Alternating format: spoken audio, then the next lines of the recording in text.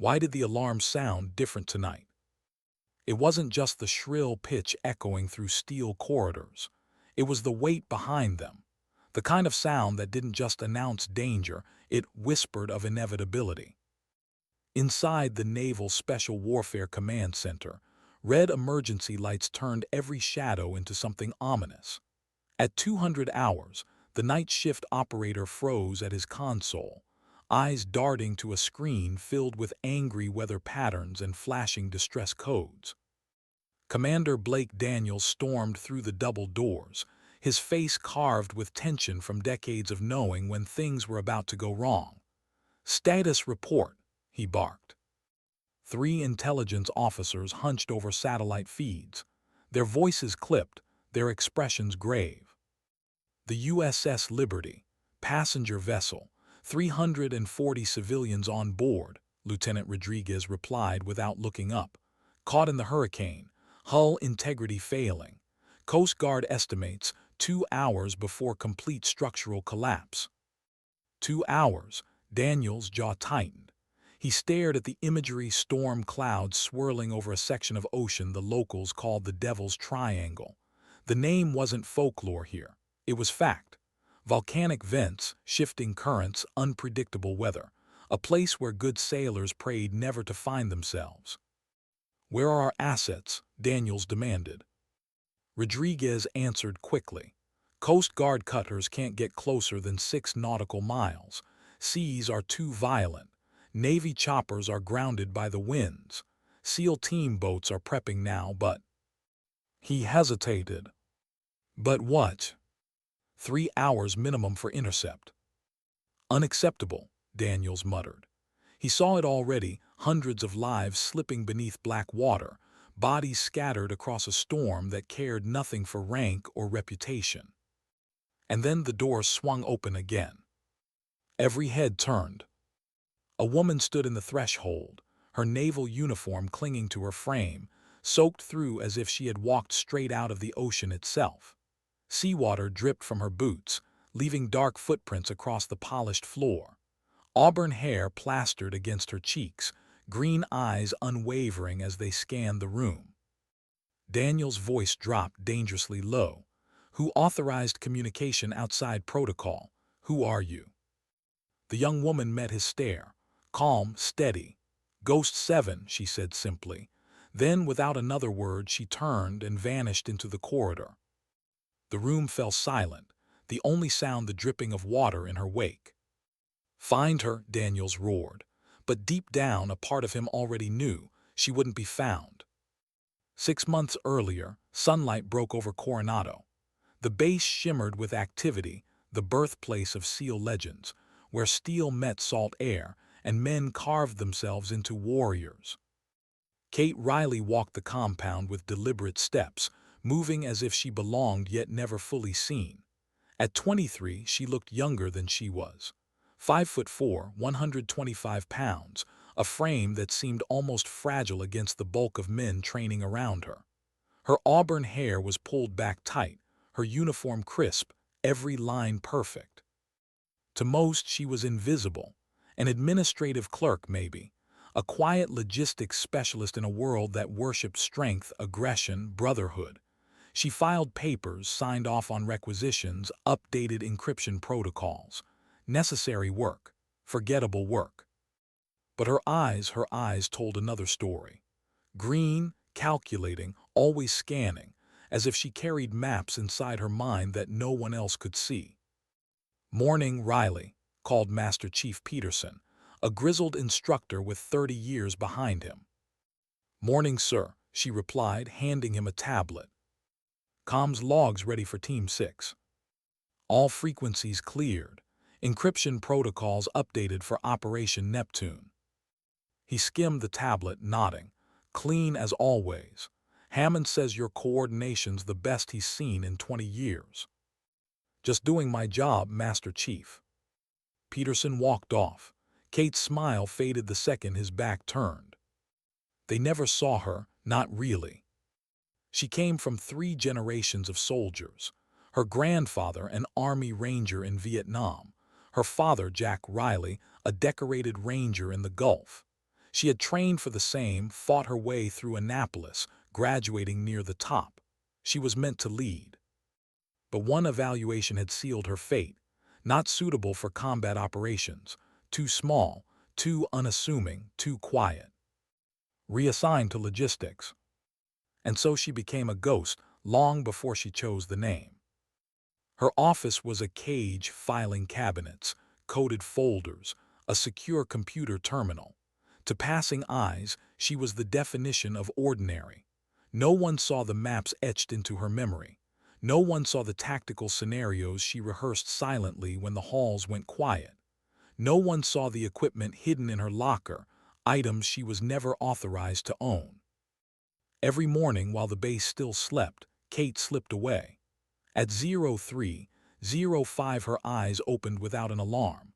She dressed in civilian training gear, black shorts and a dark rash guard. Silent steps carried her through the compound until the Pacific stretched before her, black and endless. Without hesitation, she dove in. 5 kilometers later she emerged in a cove, muscles burning but breath steady. She climbed 60 feet of cliff face in darkness, her fingers finding holds by instinct. At the top, she retrieved her hidden cache. Targets, a modified Glock, gear purchased in fragments so no one would notice. She trained alone, shooting, climbing, swimming until her body trembled, then again until it steadied. Her father's voice always echoed in memory. "It's not about strength, Katie, it's about discipline, focus, understand the physics, control what others can't." By dawn she was back in her quarters, showered, dressed, smiling faintly at those who passed her in the corridors. No one suspected. No one ever did. She spoke 6 languages fluently, each chosen for where wars might burn hottest: Russian, Arabic, Mandarin, Farsi, Spanish, English. She taught herself navigation, meteorology, rescue protocols. She mapped infiltration routes no one asked her to. For what, she couldn't have explained. Only that someday, everything might go wrong, and someone would need to step outside the lines. The first time SEAL Team 6 met her, confusion was written on every face. Commander Daniels looked up from the tactical display, frowning. "You're our logistics coordinator." "Yes, sir," Kate answered, taking her seat in the back. "I'll manage equipment, manifests, comm protocols, supply chains for Operation Neptune." The men exchanged glances. A 5'4" clerk, running their logistics. Rodriguez, second in command, pointed at the map. "Insertion via hip boats, 5-kilometer trek, extraction here, 36 hours.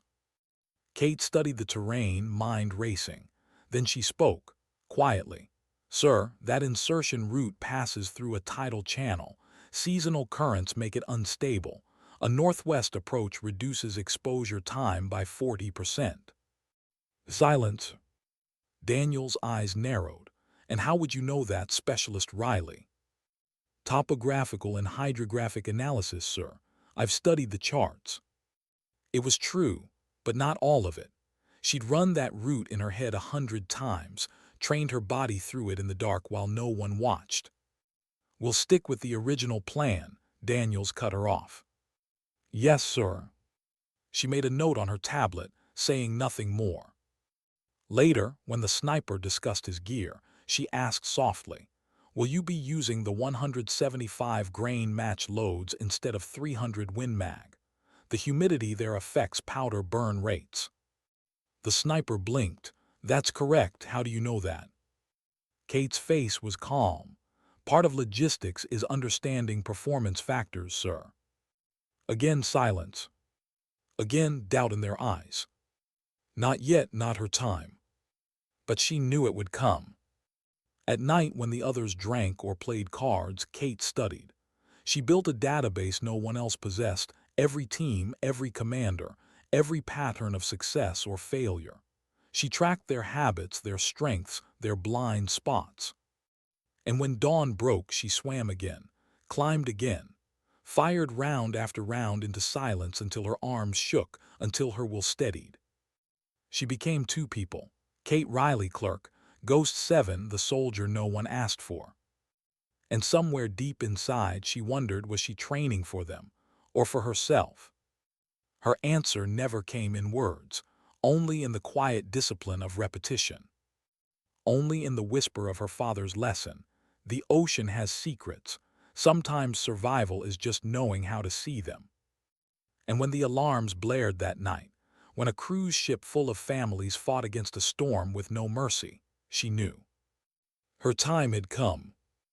Why did she still hear her father's voice when everything else in her life had gone silent? Even now, walking across Coronado's compound, the echo of his words guided her more than any order ever had. When the system fails, Katie, you don't. The system was already failing her. 3 months earlier, she'd sat in a sterile evaluation room under the piercing gaze of Colonel Victor Hammond. He read her record with the slow precision of a man searching for flaws in brilliance. Your technical performance, he began, is exceptional. 0 error rate. Coordination efficiency beyond expectation. Commendations from international units. Kate kept her hands folded in her lap. Compliments meant nothing when they came with that heavy however waiting on his tongue.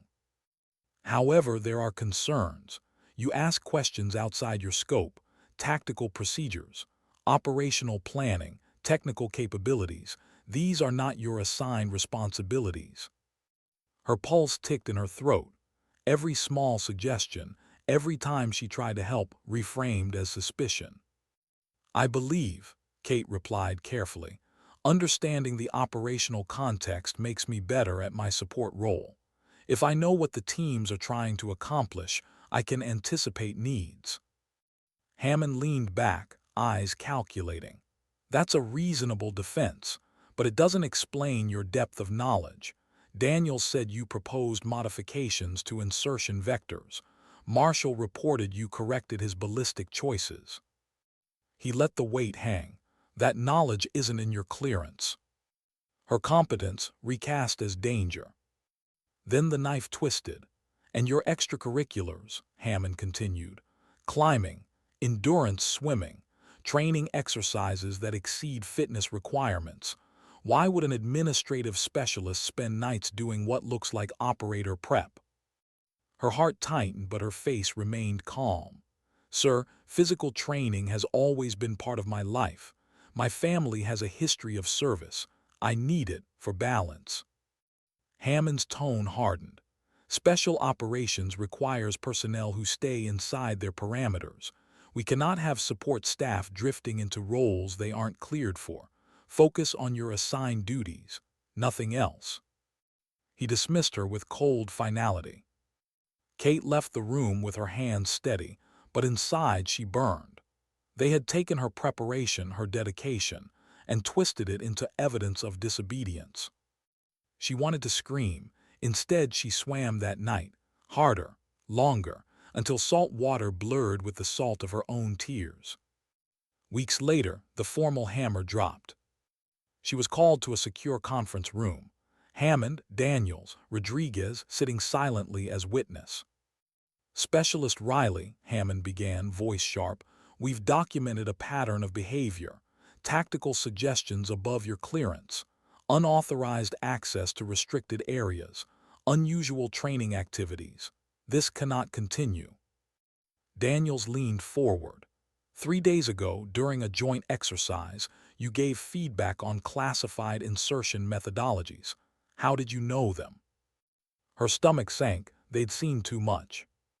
Sir, I only meant to offer constructive. That's the problem, Hammond cut her off. Your clearance doesn't grant you access to that knowledge, so how did you get it? Her silence was damning. Every hour she had poured into preparation, every calculation she had memorized, every hidden dive, every midnight climb reframed as violation. You are not an intelligence analyst, Hammond declared. Not a tactical advisor, and certainly not an operator. You are administrative staff, and you will stay there. Daniel's words struck harder. Your inability to remain within your role creates command issues, security concerns, problems we cannot tolerate. Rodriguez finally spoke, his tone quieter, almost regretful. It's not about your loyalty, Riley. It's about your judgment. Operators follow orders. They don't freelance. Freelance? That word cut deepest. She had never sought glory. She had only tried to stop mistakes before they cost lives. Here, what will happen, Hammond concluded. You're being transferred to a restricted administrative post. No operational briefings. No tactical coordination. No interaction with teams beyond basic supply management, effective immediately. It was exile. And Daniels added, you'll undergo security and psychological evaluations to ensure your expectations align with your role. Psychological, as if her dedication was a sickness. Kate nodded once, I understand. But she didn't accept. Not really. She left the room knowing her career, the official version of it, was over. Yet in the shadows of her mind, something hardened. If they wouldn't let her serve within the system, then she would prepare for the day the system itself broke. That day came sooner than anyone expected. It began like any Tuesday, routine, the kind of day meant to fade into memory. Until alarms shattered the air at 15:47 hours. Kate was in her new cage of an office, a windowless room stacked with supply files, where her talent rotted behind a locked door. She tapped at her terminal as the red warnings bled across the screen. The USS Liberty. Commercial cruise liner. 340 souls.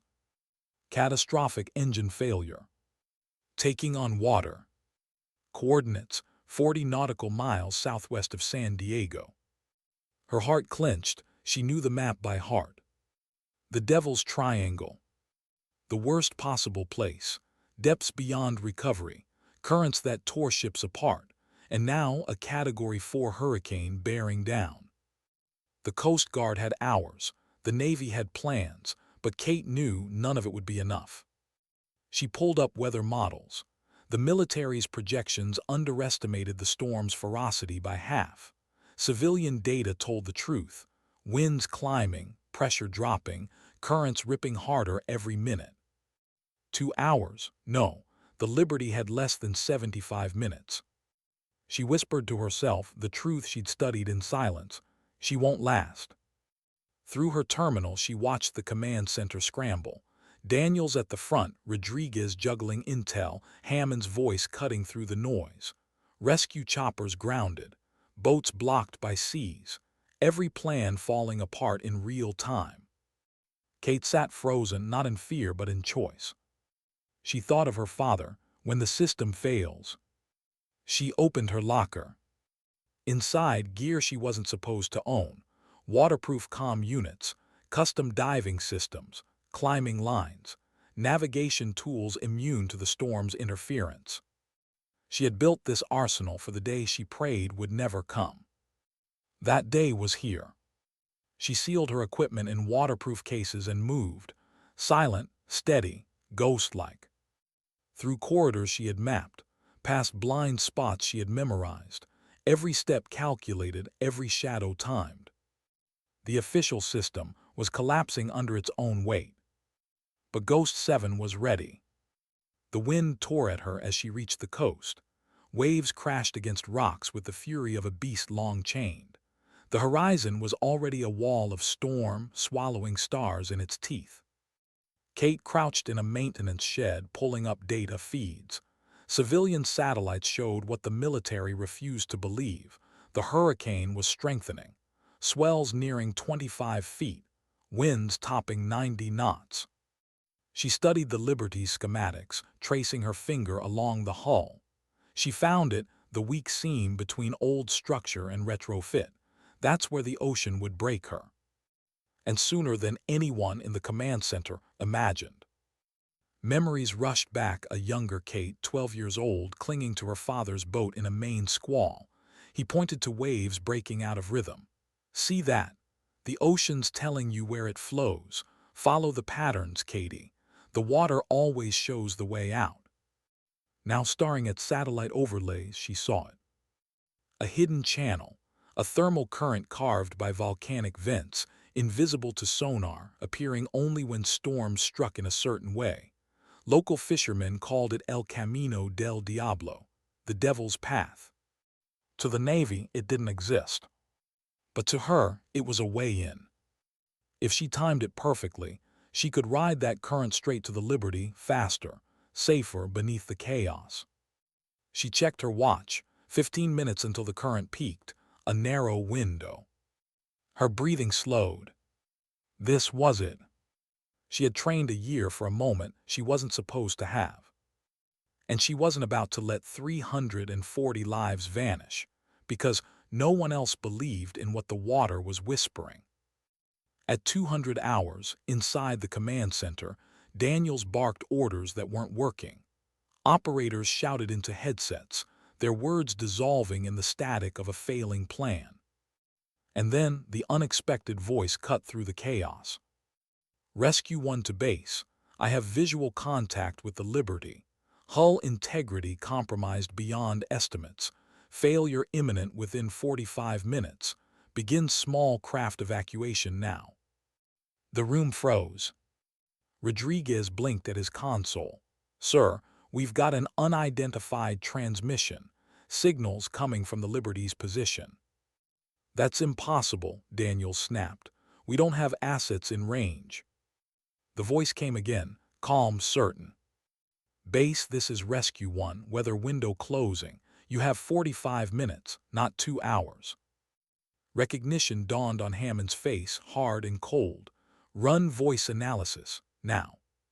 Seconds later, Rodriguez looked up pale. Sir, it's Riley, Specialist Kate Riley. The command center erupted. Daniel's face darkened.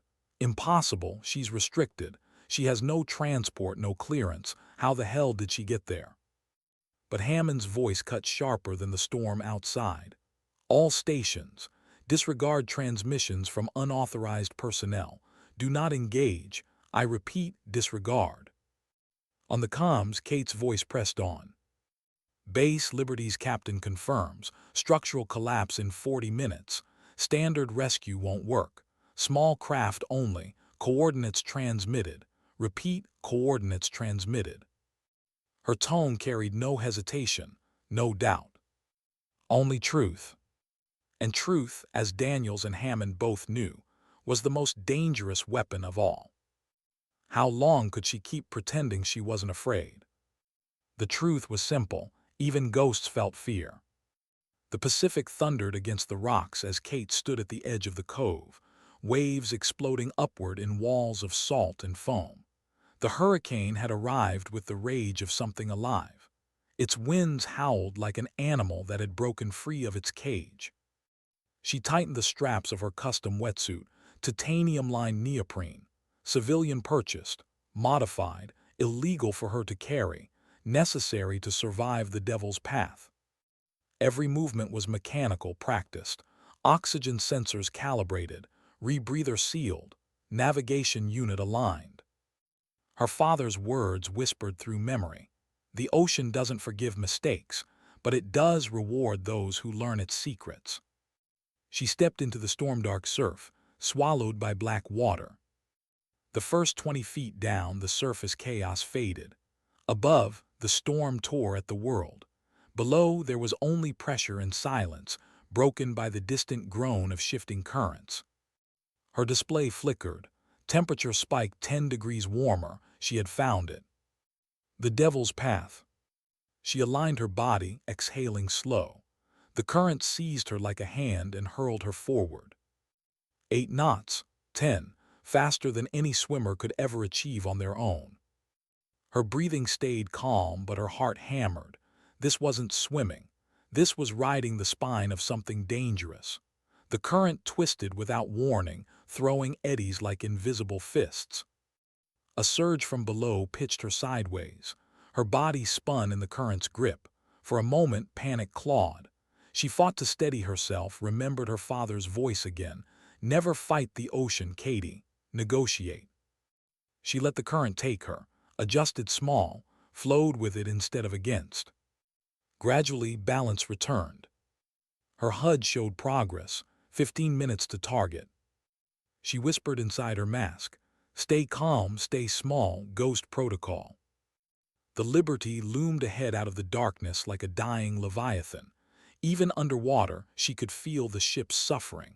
The hull groaned. Cavernous rumbles echoed through the current like the death cry of metal. Kate surfaced in the lee of the vessel, shielded briefly from the hurricane's claws. And she saw it. The Liberty was listing 20 degrees to port, lights flickering across tilted decks where passengers clustered, terrified. The gas she had predicted tore open along the hull. Water rushed in, white and violent. She swallowed the lump in her throat. The official estimates were wrong. The ship had less than 45 minutes, maybe less.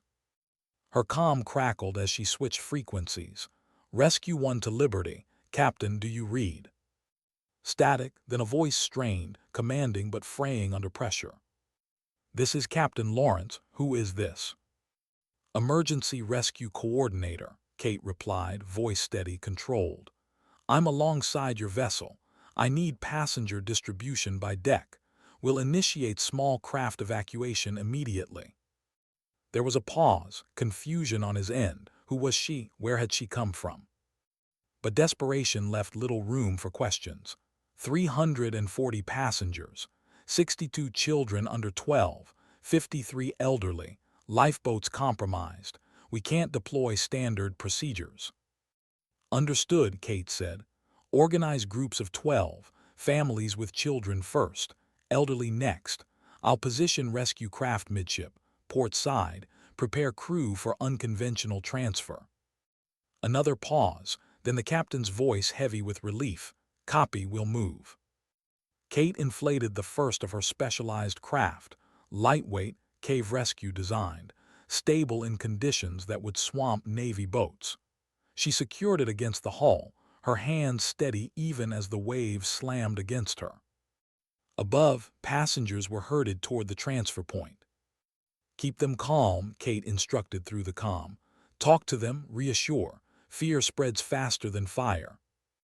The first group, a child clinging to her mother's hand, an elderly man trembling with exhaustion, 4 others lowered onto the craft with crew assistance. Kate steadied them, guiding the vessel into the current's lee. She kept her voice low, calm, almost invisible. She wasn't the hero here. She was simply the hand moving in shadows. The boat drifted toward the Coast Guard perimeter. Empty craft circled back. The operation had begun. Back in the command center, chaos reigned. Signal confirmed, Rodriguez said. She's operating multiple craft. Evacuation underway. Daniels leaned over the display, disbelief etched into his face. She's keeping position in seas that are tearing our boats apart. Rodriguez's voice was tight. Her calm discipline, sir, it's textbook. Small unit coordination, multi-craft ops. Where did she learn this? No one answered. Colonel Hammond's face remained stone. Disregard, she is unauthorized. I want official rescue teams to maintain course. Daniels hesitated, eyes flicking to the monitor where they could see passengers moving, alive, because of her. She's saving them, he muttered. Hammond's reply was ice. She's disobeying, and when this is over, she'll answer for it. Kate guided the second craft, 12 more lives, then the third. Each group steadied her focus, each terrified face a reminder of why she was here. Yet beneath her calm, doubt gnawed. Was she really capable of finishing this? Or had she only doomed herself to fail where others would have accepted limits? The water roared back an answer. She saw children clutching each other, too young to understand. Elderly passengers whispering prayers, ordinary people waiting to drown while official voices argued over protocol. No, she couldn't stop. She wouldn't. On the Liberty's bridge, Captain Lawrence's voice broke through the comm. Rescue coordinator, we've got bottlenecks. Too many passengers at the main stairwell. We'll never clear them in time. Kate closed her eyes, calculating. Then we don't use the stairwell, distributed evacuation. Service hatches, decks 2 through 6. Break them into smaller groups, multiple streams, faster flow. That's against maritime protocol, Lawrence protested. Protocols weren't written for this. Do it now, Captain. Silence, then understood, moving. Kate deployed a pulley system she had carried, lightweight and designed for mountain rescues. She anchored it to the railings, creating direct descent points into her waiting craft. Secure the secondary anchor to the ventilation housing, she instructed the first officer. That frame will hold, trust me. Crew obeyed. Passengers began descending, children lowered carefully, mothers reaching after them with tears cutting through rain. Kate steadied each landing. She whispered softly into her comm, you're safe, breathe, stay small, you'll make it. And they did. In the command center, the optics feed caught her movements. Rodriguez's voice cracked. She's running that evacuation like she's done it 100 times, sir. She's better prepared than we are. Daniel said nothing. His eyes stayed locked on the display, as if watching something he had long believed impossible. Hammond folded his arms, his voice flat. She's still disobedient. Whatever this is, it ends when she's back on base. But even he could not hide the faint tremor of realization. She wasn't just surviving. She was outperforming them all. By the time the fourth boat departed, rain hammered the deck in sheets. The Liberty groaned with each wave, her body breaking. Kate recalculated silently. 40 minutes had become 30. The ship wouldn't last. She pressed harder, faster transfers, smaller groups. Every second mattered. Her body ached, lungs burning from exertion, but her hands never shook. She was no longer the invisible clerk they had written off. She was Ghost 7, operating where the system could not.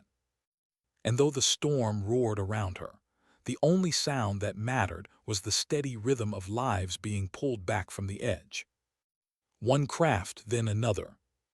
Children first, elders next, families torn apart, then pieced back together on rescue vessels waiting just beyond the storm. Kate didn't let herself think about consequences. Court-martial, discharge, worse. None of it mattered. What mattered was the woman clutching her baby as the boat drifted away. The old man who whispered, "Thank you," through cracked lips as he was lowered into safety. The crewman who met her eyes with desperate gratitude before turning back to guide more passengers.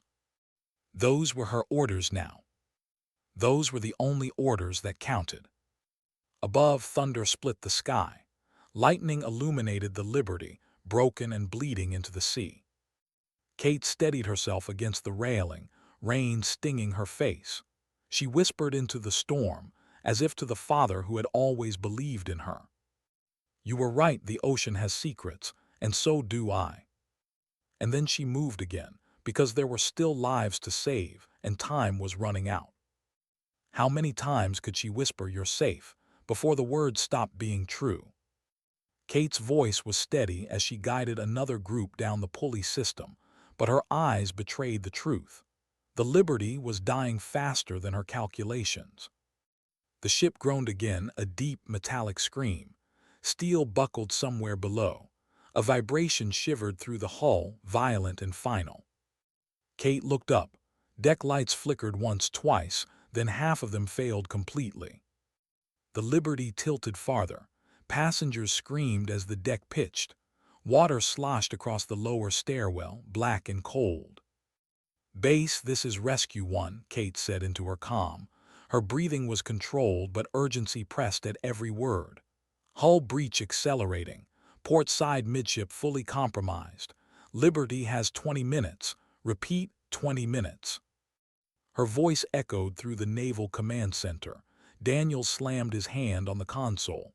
Damn it, she's right. The structural collapse is faster than forecast. Hammond's jaw tightened, his silence heavier than any storm.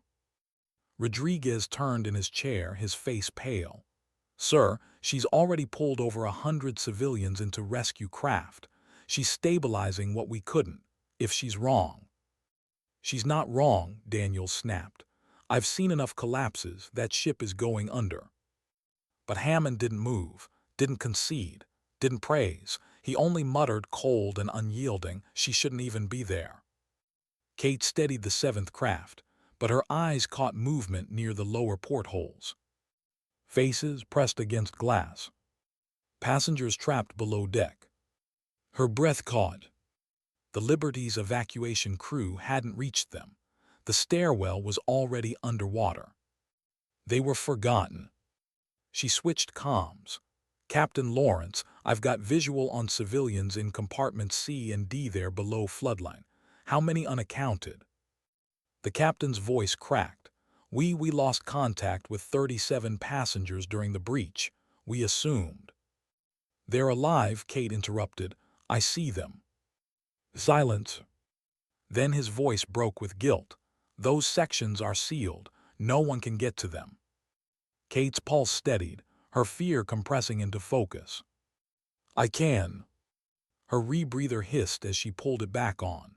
She sealed the mask, adjusted her tank pressure, and clipped the waterproof light to her vest. Base, she said calmly, switching frequencies. I'm going inside the Liberty. Compartments C and D, 37 civilians trapped. Prepare to receive evacuees.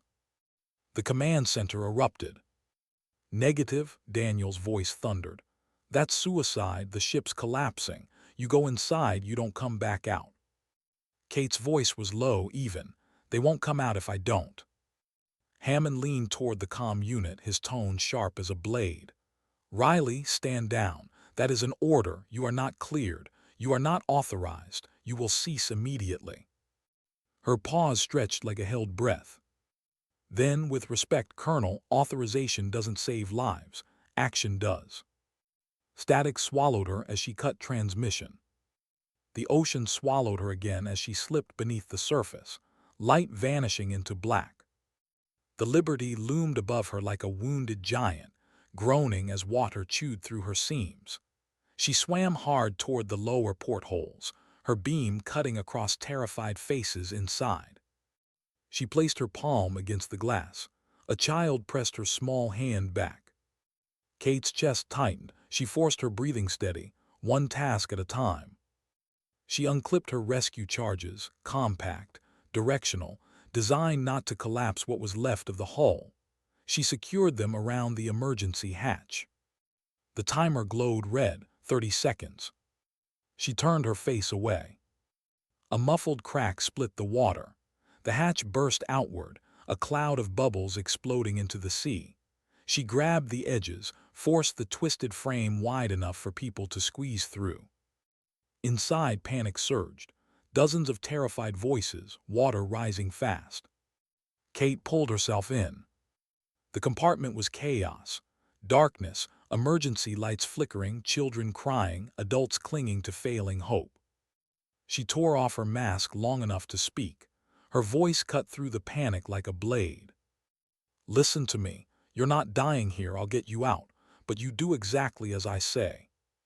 They stared, stunned, this soaked, small-framed woman standing in a place no one else dared enter. Groups of 6, no screaming, hold the rope, follow my hand, you breathe when I tell you to breathe, you move when I tell you to move, or we all fail. Silence, then a nod, then another. Fear turned into fragile trust. Kate clipped a rescue line along the corridor, securing it with carabiners to keep them from being swept away. Children first, she ordered. A mother clutched her boy. He can't swim. He doesn't have to, Kate said firmly, slipping the child into her buoyancy harness. He just has to hold on. The boy's wide eyes met hers. She whispered, You're braver than you think, ready. He nodded. She pulled her mask back on, secured his line and plunged. The current inside the ship was worse than the ocean outside.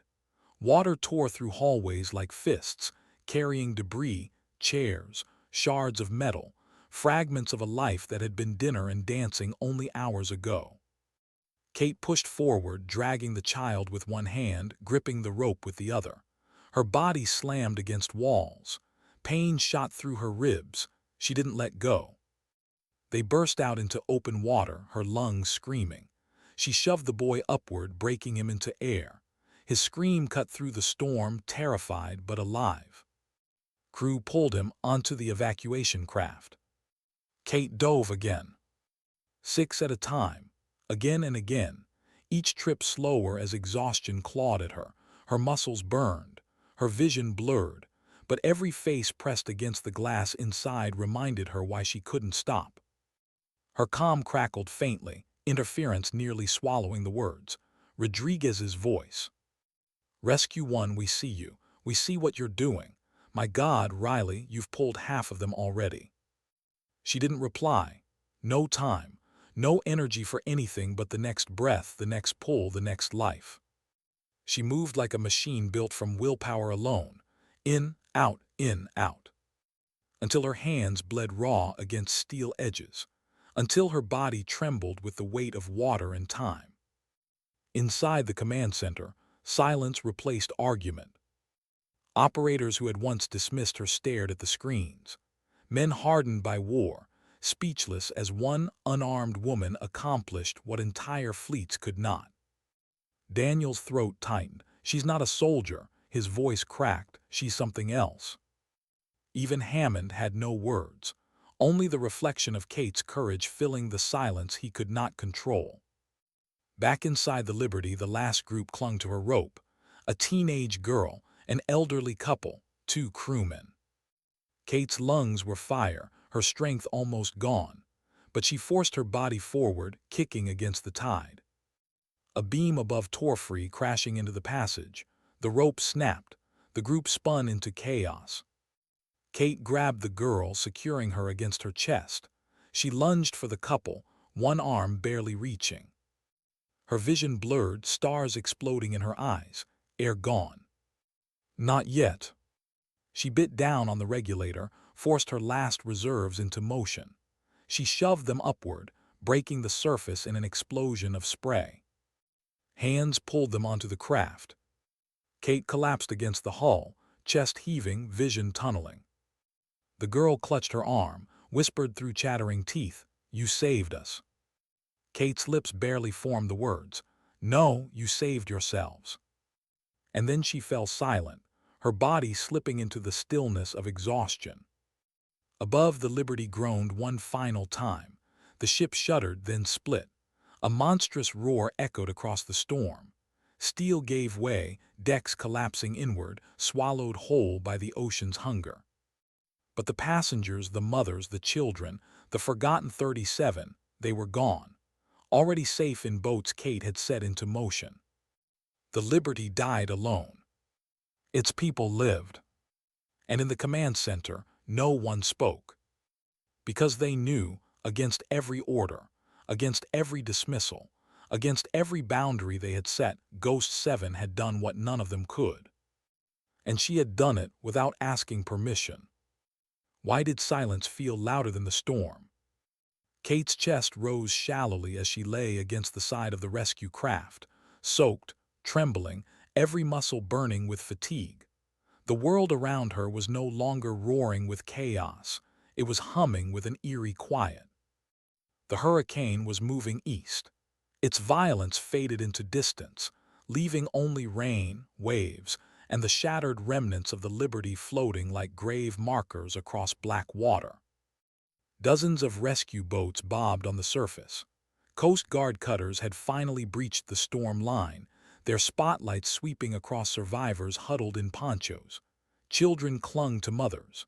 Elderly couples sat wrapped in emergency blankets, whispering prayers they hadn't thought would be answered. Kate blinked through blurred vision. Every movement felt distant, as though her body belonged to someone else. A medic leaned over her. "Stay with me, ma'am. Your hypothermic pulse irregular. We need to warm you up." Her lips parted, but no sound came. The medic pressed a heated blanket to her chest. She shook, her teeth rattling. But she wasn't cold because of the water. She was cold because the adrenaline was gone. The one thing keeping her alive had bled out with the storm. On a Coast Guard deck, Captain Lawrence paced as survivors were counted. His face was drawn, his uniform torn, but his voice carried something unshakable when he spoke. "How many?" he asked. An officer read the report. 338 accounted for, sir. Lawrence froze. Out of 340. Yes, sir. 2 fatalities, both from the initial breach before evacuation began. The captain's eyes stung. He turned, staring at the huddled passengers, families reunited, strangers clutching each other, a community forged by survival. Out of 340 souls, 338 had lived. He swallowed, voice low, reverent. That's impossible. But he knew the truth. It hadn't been the Coast Guard. It hadn't been the Navy. It had been her. The woman they had dismissed. The one who had entered the storm with nothing but will and preparation. Ghost 7. In the command center, the aftershocks reverberated like an earthquake. Daniels leaned over the console, sweat still on his brow though he hadn't moved in hours. He spoke softly, almost to himself. 338 survivors, 2 lost. That's a miracle. Rodriguez stared at the feed. Kate lay unconscious, a medic working over her. Sir, she went into that ship, alone, pulled them out one by one. Nobody else could have done that. For a long time, Daniels didn't answer.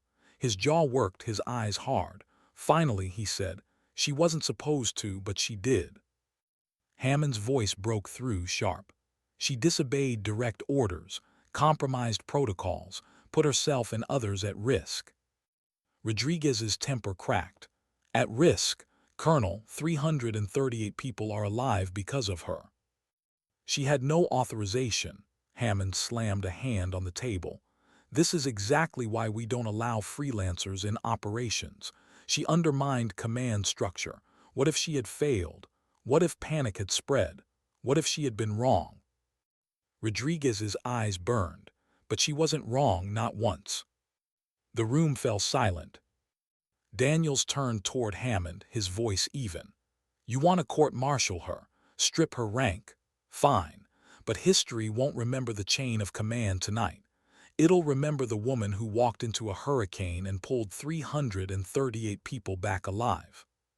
For once, Hammond had no reply. Kate woke to warmth.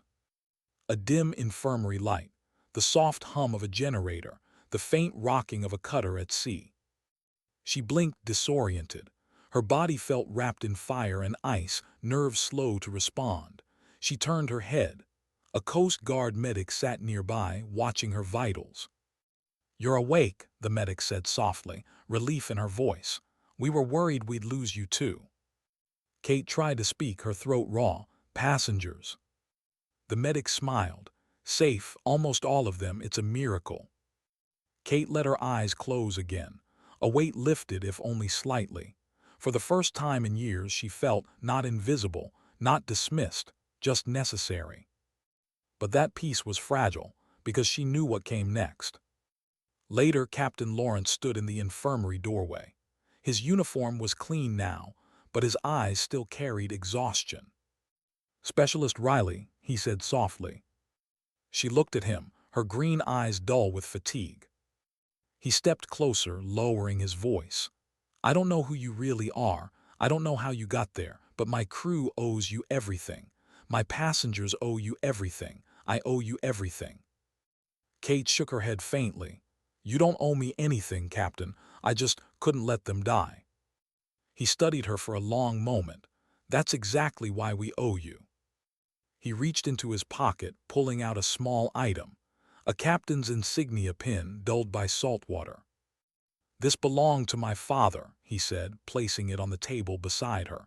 He told me once, when the sea takes everything, you find the one thing worth giving back. You've earned this more than I ever did. Kate's throat tightened. Her hand trembled as she touched the pin, not out of pride but out of the weight of what it meant. Lawrence nodded once, then stepped away. By dawn, the storm was gone. The horizon stretched calm and endless, as if the night had been nothing but a bad dream.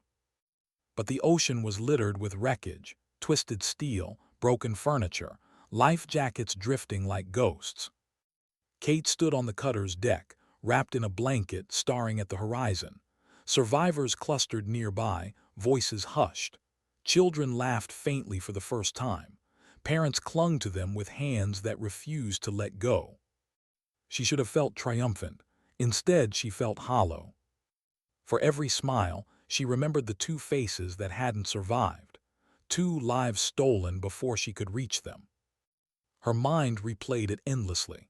If I had moved faster, if I had trained harder, maybe. The medic touched her shoulder gently. You did everything possible, more than anyone could. Kate forced a nod, but the guilt stayed. Success didn't erase loss. It never did. In Washington, reports reached the Pentagon within hours. The official communiques listed unsanctioned actions by Specialist Catherine Riley, alongside rescue of 338 passengers. One line caught the attention of Admiral Stevenson, Chief of Naval Operations. Outcome: unprecedented survival rate under catastrophic conditions. Actions by Specialist Riley, unauthorized but effective. He read it twice, his brow furrowed. Unauthorized, he muttered, but effective. He set the report aside, leaning back in his chair. For decades, he had signed off on plans that buried names under the phrase acceptable losses. Maybe he was tired of losses being acceptable. Back aboard the cutter, Rodriguez found Kate leaning against the railing, staring at the sea. He cleared his throat. You scared the hell out of us. Kate didn't look at him. You weren't supposed to see me. Yeah, well, he said with a faint smile, you're not exactly invisible anymore. Her lips curved faintly, the closest thing to humor she'd felt in months. But then his tone sobered. You know Hammond's going to come after you. Disobedience, unauthorized action. You broke half the rule book. Kate finally turned, her eyes tired but unyielding. Then let him. Paper rules didn't save them last night. People did. Rodriguez studied her, then nodded slowly. You're right. He didn't say more. He didn't need to. The silence between them carried something heavier than words: respect. That night, as survivors slept in rows beneath emergency blankets, Kate sat alone. The captain's pin rested in her hand. She thought of her father, his voice, his belief in her when no one else had listened. When the system fails, Katie, you don't. She whispered into the quiet. I didn't, Dad, not this time. Her eyes burned, but no tears fell. Ghosts didn't cry. They remembered, they carried, they endured. And in that endurance, they found meaning. Even if the system never forgave her. Why did the silence of a courtroom feel more suffocating than the roar of a hurricane? Kate sat rigid in her chair, uniform pressed, hair tied back, her hands folded neatly on the table before her. But inside, she felt the same pressure she had felt underwater, the kind that could crush lungs and bones in an instant. The inquiry chamber was cold, white walls, a long table where senior officers sat like judges, Hammond at the center, Daniels to his right, Rodriguez at the far end, present as witness but powerless to intervene. A recorder clicked softly, every sound echoed. Specialist Catherine Riley, Hammond began, his voice sharp with authority. You are under formal review for insubordination, disobedience of direct orders, unauthorized engagement in a rescue operation, unauthorized possession of equipment, and breach of clearance restrictions. Each word landed like a blow. Kate kept her voice level. Yes, sir. You acknowledge these actions? Yes, sir. Then why, Hammond pressed, his eyes narrowing, did you act as you did, against explicit orders, against the chain of command? Kate's throat tightened. For a moment her father's words surfaced again. When the system fails, Katie, you don't. She raised her eyes, steady, clear. Because people were going to die, sir, and no one else was getting there in time. The silence that followed was heavier than any storm. Daniels shifted in his seat, studying her. Rodriguez's jaw clenched, as though holding back words he wasn't allowed to speak. Hammond leaned forward. You endangered yourself. You endangered others. You undermined command authority. Do you understand the gravity of what you've done?" Kate's voice didn't falter. "Yes, sir, I understand. I also understand that 338 people are alive because of it." Hammond's face hardened, his fist tightening on the table. Daniels finally spoke. His tone was quieter but cut deeper. "Specialist Riley, what you did was extraordinary, but this is the military. If every soldier decided when to follow orders, we'd have chaos." Kate nodded faintly.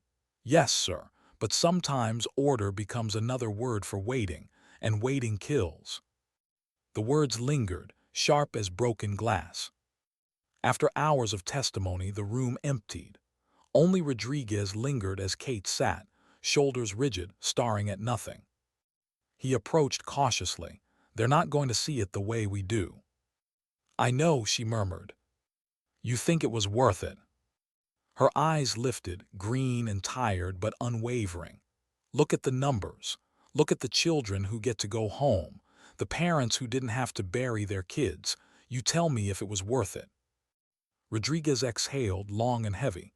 "Yeah, it was." But the sadness in his voice told her the truth. Worth didn't erase consequences. 2 days later, Kate stood in a holding room, not a cell, but close. White walls, no windows, a single cot. The Navy's way of saying she was too valuable to discard, but too dangerous to trust. A guard opened the door. "Specialist Riley, you're wanted in Conference 4. She followed silently, her boots echoing on polished floors. Inside, Daniel sat alone at the far end of a long table. "Sit," he said. She obeyed, her spine straight, eyes calm. For a long moment, Daniel said nothing. He only studied her, the woman who had once been invisible to him, now unforgettable. Finally he spoke. "You made me look like a fool." Kate blinked. "Sir, I doubted you, ignored you, ordered against you, and still you saved them. Do you understand what that means?" Her voice was soft. "It means nothing, not if the system buries it." Daniels leaned forward, his voice lowered. "It means you embarrassed the chain of command. You proved that an unranked, underestimated woman did what entire fleets couldn't. That makes you dangerous. To Hammond, to all of them." Kate's pulse steadied. "So what happens now?" He studied her for a long beat. "They want you discharged, quietly, stripped of clearance, buried under paperwork so no one ever knows your name." Her chest tightened, but she kept her voice calm. "And you?" Daniels hesitated. "I don't know. Part of me wants to let them. Part of me thinks maybe we need someone like you. Someone who doesn't wait for permission to do what's right." His words carried no praise, only truth. Kate's lips pressed together. "Permission doesn't save lives, action does." Daniels almost smiled, not in amusement but in recognition. "You remind me of people I've lost," he said quietly. "The kind who couldn't live inside rules that weren't made for reality. The kind who usually burn out or die." Her voice was steady. "Then maybe I'm already dead." Daniel's eyes flickered. For the first time, respect, real respect. But then he leaned back, cold again. "Don't mistake that for protection. I can't save you from Hammond. Nobody can." That night, alone in her cot, Kate stared at the ceiling. She replayed the storm, the screams, the faces pressed against glass, the weight of 2 lives she hadn't saved. Her body trembled. She pressed her hands over her eyes, but the darkness only sharpened the memories. She whispered into the silence, "Why wasn't it enough?" No answer came. But then she remembered the girl who had clutched her arm, whispering, "You saved us." Maybe enough wasn't measured in perfection. Maybe enough was measured in the difference between drowning and breathing, between despair and one more chance. Her father's voice returned, softer this time. "Sometimes the system breaks, Katie. That's when character begins." She breathed in slowly, out slowly. If they wanted to bury her, so be it. She had already lived the truth. Meanwhile in Washington, Whispers began. Reports circulated beyond the Navy's intent. Civilian survivors gave interviews. Stories spread of a mysterious woman who appeared in the storm, who led them through chaos with a voice calm enough to cut through panic. They didn't know her name, but they remembered the words she used. "Stay small, stay calm, you'll make it." Journalists repeated the nickname whispered by passengers, the Ghost.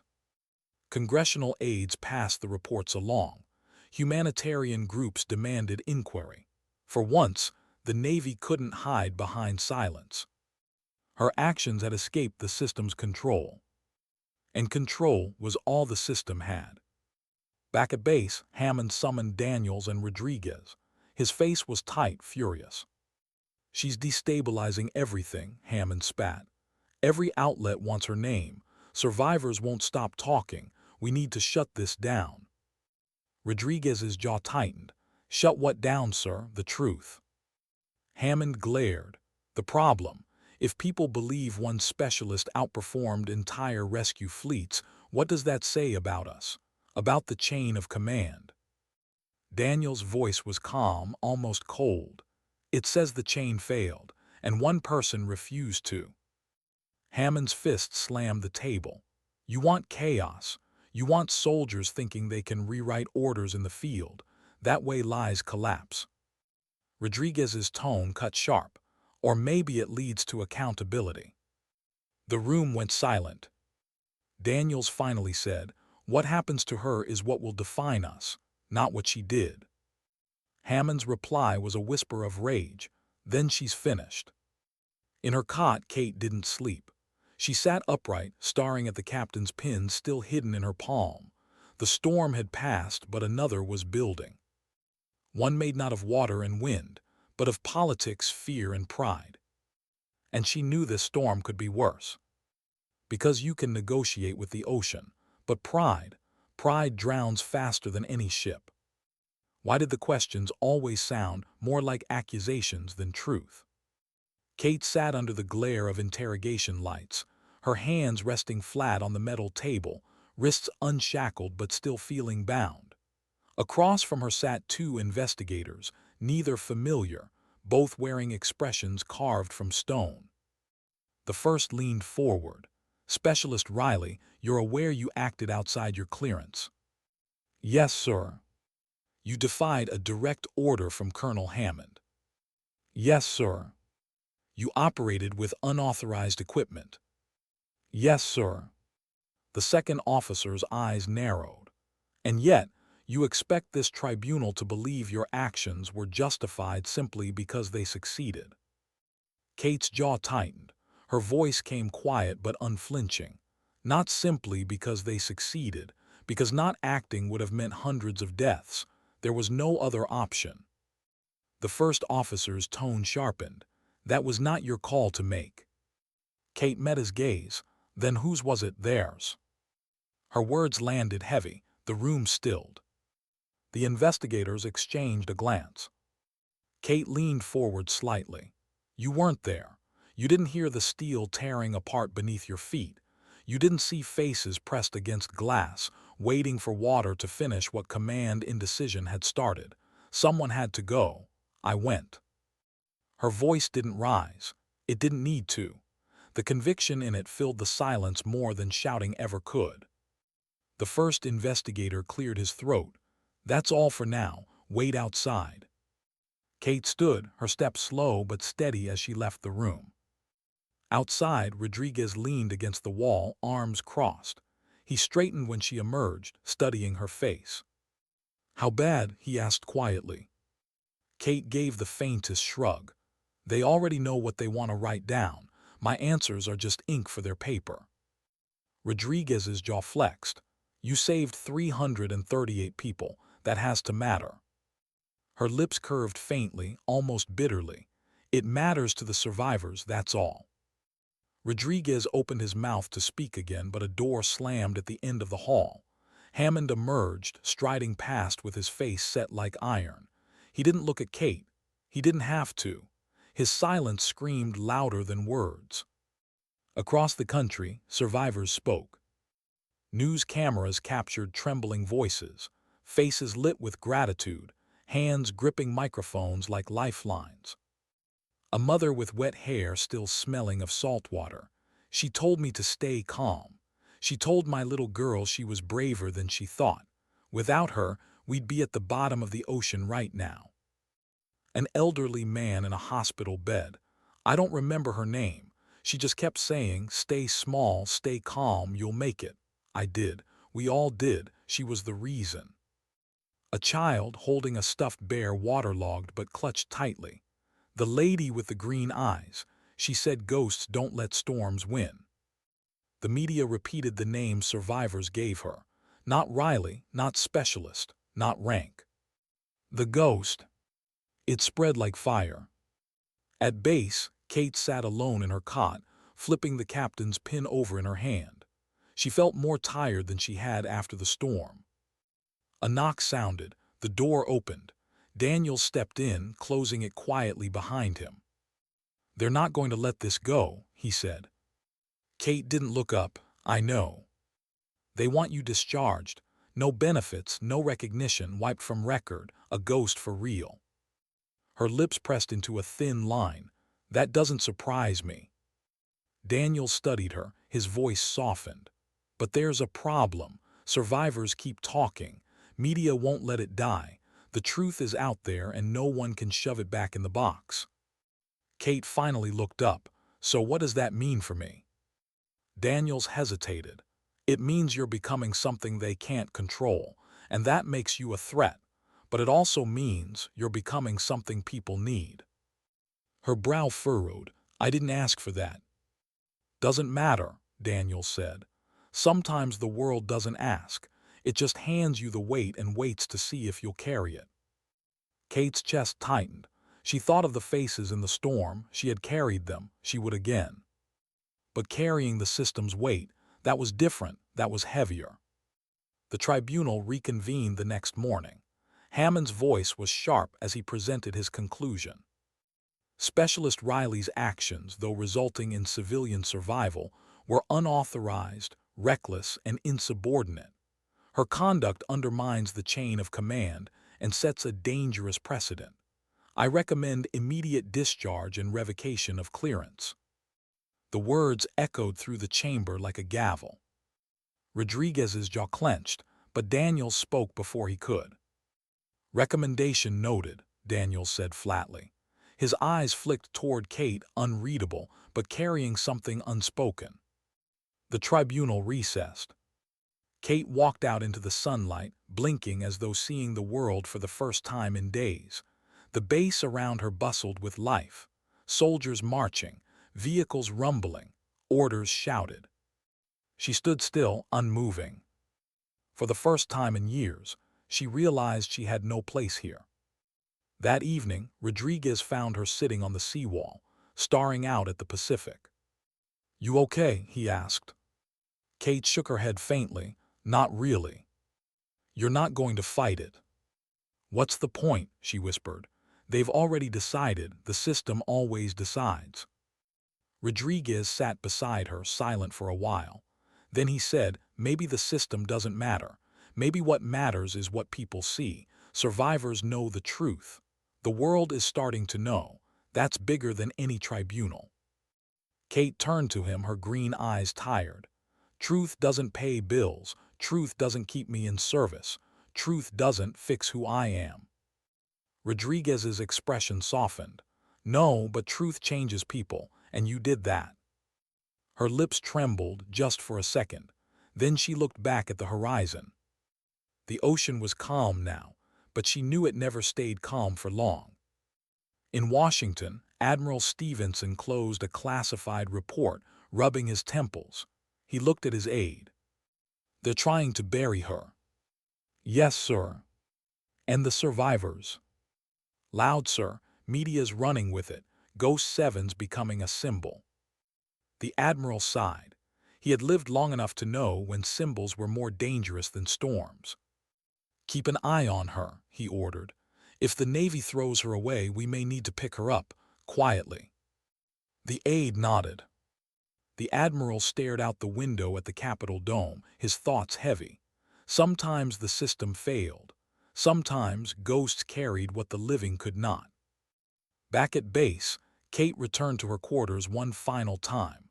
She packed slowly, folding her uniform with care even as she knew it might be the last time she wore it. Her fingers lingered on the captain's pin. She slipped it into her pocket. Then she stood at the mirror, staring at her reflection. She didn't see a specialist anymore. She didn't see a ghost either. She saw a woman the system had tried to erase and failed. She whispered softly, not to herself, but to the storm she had already survived. "You can take my name, but you can't take what I've done." And outside her window, the Pacific stretched infinite, waiting. Why did endings always feel like they came too soon? Kate walked across the tarmac under the weight of silence. No salute followed her. No handshake. No ceremony. Just the scratch of pen on paper hours earlier, her discharge signed into history as if she had never mattered. Her uniform hung heavy on her frame, though she knew it would be the last time she wore it. A duffel bag over her shoulder, light with only the barest essentials. Her footsteps echoed against concrete, each one pulling her further from the world she had bled for. The guard at the gate barely glanced at her ID. One final stamp. One final nod. Then she stepped out of the base and into civilian air, no fanfare, no honor, no recognition. The Navy had done its work. Kate Riley, specialist, was gone. What remained was a ghost. Across the country, survivors filled community halls and hospital rooms. They spoke not of ships or storms, but of her. A mother held her daughter's hand. She didn't shout, she didn't panic. She just looked at me and said, "Stay small, stay calm, you'll make it." And we did. An elderly couple, wrapped in blankets, whispered through tears. She was so small, smaller than most of us, but she carried us out like we were her mission. I'll never forget her face. A boy in a wheelchair clutched a toy boat, his voice firm despite the tremor in it. "The ghost lady told me I was brave. I believed her. She made me believe it." News anchors carried their words. Headlines spun them into stories. The ghost in the storm. Unknown rescuer, SAVES 338. Hero without a name. The Navy tried to silence it.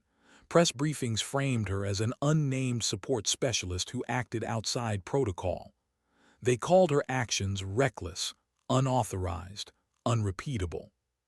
But every time they tried to bury her, survivors dug her up again.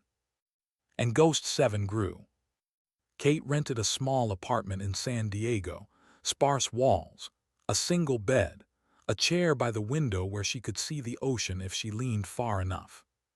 She lived quietly, morning runs, night swims, a job at a shipping warehouse, moving crates that reminded her too much of supply chains she used to command. She told no one her past. She kept her eyes down. But she couldn't hide from whispers. At the grocery store, someone would recognize her eyes.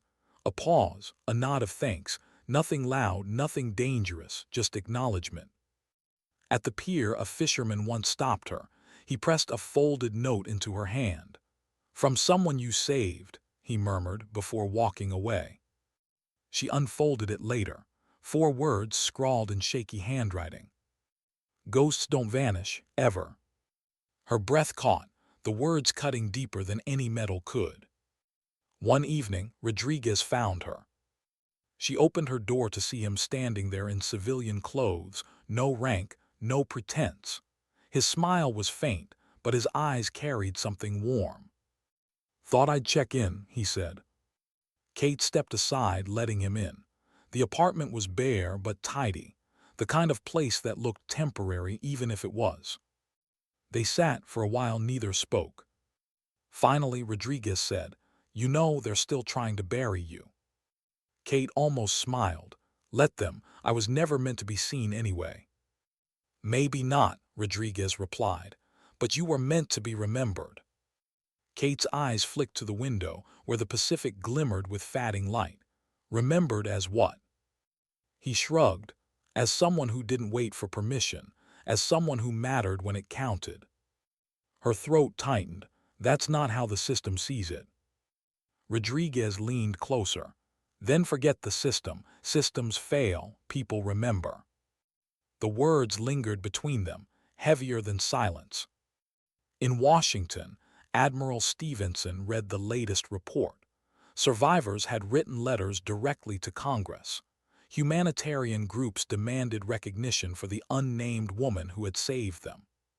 Stevenson tapped his pen against the desk. He knew politics. He knew pride. The Navy would never admit its failure.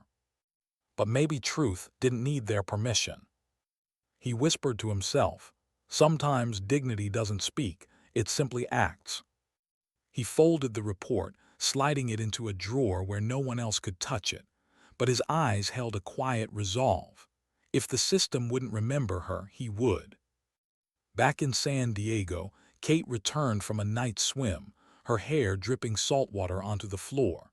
She sat by the window, pulling the captain's pin from her pocket. She turned it in her fingers, the metal worn smooth. She thought of Captain Lawrence's voice, heavy with gratitude. "You've earned this more than I ever did." Her father's voice followed, softer still. "When the system fails, Katie, you don't." She closed her hand around the pin. Her lips parted with a whisper no one else would hear. "I didn't, Dad, not when it mattered." Tears pricked her eyes but didn't fall. Ghosts didn't weep. They remembered. Months passed. Life settled into rhythm, quiet, ordinary. But every now and then a letter arrived. Survivors found her address, always somehow, crumpled envelopes, handwritten notes. "Because of you, my daughter turned 12. I start every morning remembering that voice telling me to breathe. We call you the ghost, but you're more alive than anyone I know." She kept them in a shoebox under her bed, a hidden archive, a reminder that though the Navy had erased her, the world had written her name in places no paper could touch. One night, walking along the shore, she stopped to watch the horizon. The ocean stretched infinite and dark, but she no longer feared it. The storm had tested her, the system had broken her, but the ocean had told her the truth. That survival wasn't about medals or orders. It was about the quiet strength to act when no one else would. She stood in the wind, hair whipping against her face, her heart steady. Ghost 7 wasn't a name the Navy gave her. It was a name she had lived into, a name the storm itself had carved into her.